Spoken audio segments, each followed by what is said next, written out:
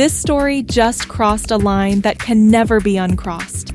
Because what was once whispered, what was once hinted at, what was once dismissed as exaggeration or bitterness, has now been described, in detail, by sources who were there. And suddenly, the most shocking accusation in the entire Beckham family war is no longer abstract. It is no longer vague. It is no longer just an emotional claim. It is specific. It is visual. And it is devastating.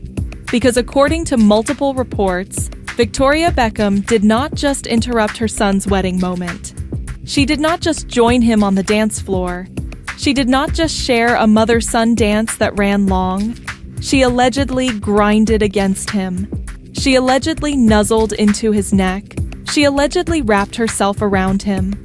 And while that was happening, Nicola Peltz, the bride, reportedly ran out of her own wedding reception in tears. This is no longer about feelings. This is no longer about perception. This is no longer about interpretation. This is about a moment that, if these accounts are accurate, should never have happened. Let's slow this down, because this matters. Brooklyn Beckham has now gone on record, publicly, with a 6-page statement accusing his parents of controlling narratives, sabotaging his marriage, and humiliating him on the most important day of his life. And at the heart of that statement is one moment, the first dance. Brooklyn says it was planned weeks in advance, a romantic song, a private moment, a symbolic beginning to married life. Instead, he claims, his mother intervened. Not quietly, not briefly, not appropriately. He says he has never felt more uncomfortable or humiliated in his entire life. And now, new reporting has gone further. Sources say that when U.S. singer Mark Anthony called Brooklyn onto the stage, Victoria followed, and did not behave like a mother sharing a celebratory dance. She behaved, according to witnesses, in a way that stunned the room. One insider described Nicola as furious. Another said she was devastated. Another said the moment soured the entire evening. And one particularly disturbing detail keeps resurfacing. That Victoria wrapped her arms around Brooklyn, pulled him close, and nuzzled into his neck. Let that sink in. This was not a private family moment. This was not a quiet aside. This was in front of hundreds of guests, on Nicola's wedding day. And according to page 6, Nicola ran out crying, her face swollen, her joy gone, her wedding night irreversibly altered.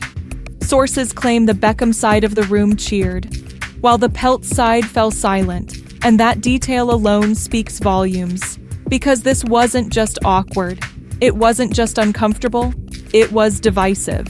And that is where this story becomes far bigger than one dance. Because if this moment happened the way it is now being described, then it fits a pattern Brooklyn has been describing for years. A pattern where boundaries don't exist, where control masquerades as closeness, where image comes before emotion, where brand Beckham matters more than personal space.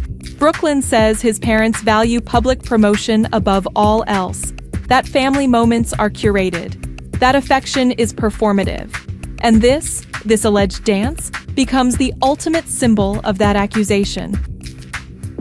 A moment where the spotlight mattered more than the bride, where spectacle mattered more than sensitivity, where control mattered more than consent.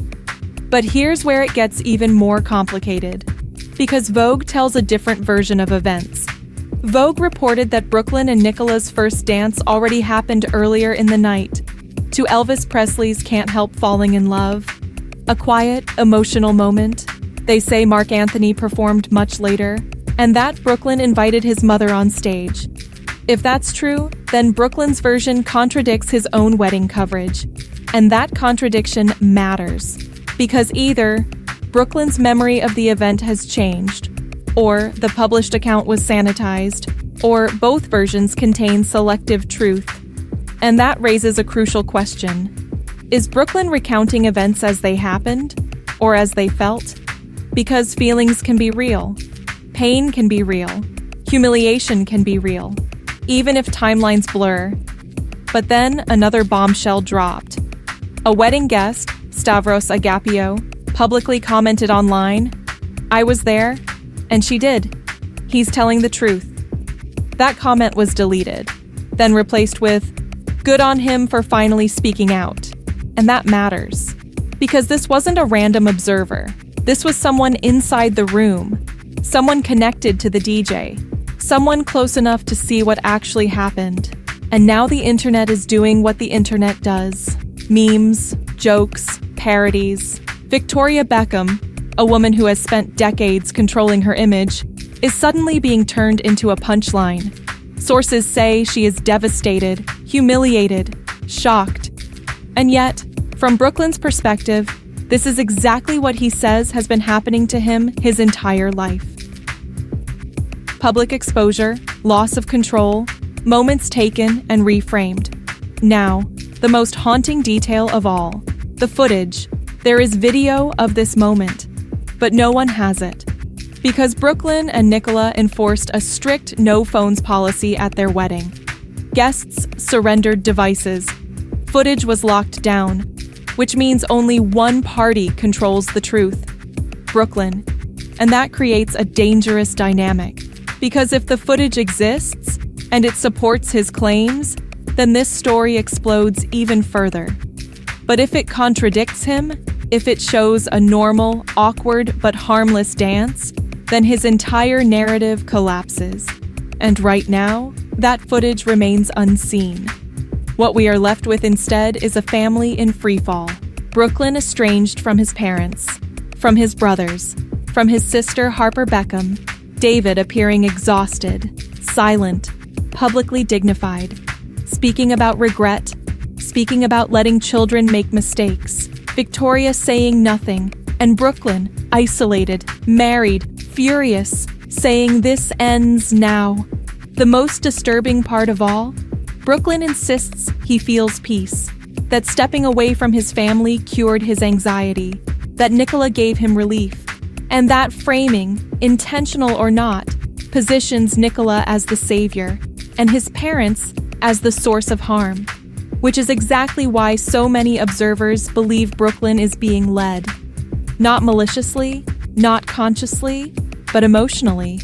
Because when someone finally validates your pain, even if that pain is complex, it becomes very hard to question the narrative that sets you free.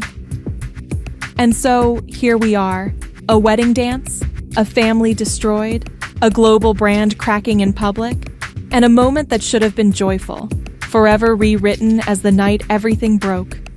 This is no longer gossip. This is legacy. And whatever the truth is, the damage is already done.